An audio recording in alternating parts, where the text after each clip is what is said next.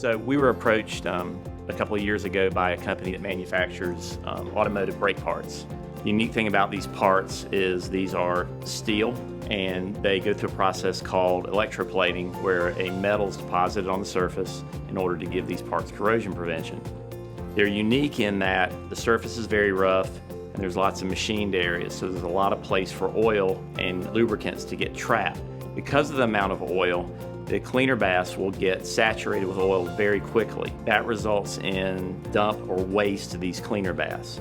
So they approached us with a way to improve cleaning. Is there a way to also increase the life of their cleaner baths? We have a unique technology for filtering the contaminants out of the cleaner bath so that the cleaner can be recycled. This resulted in longer cleaner life.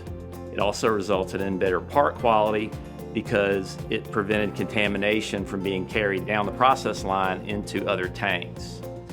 This particular company has now been running this system for approximately a year and a half, and they have yet to waste an entire cleaner bath.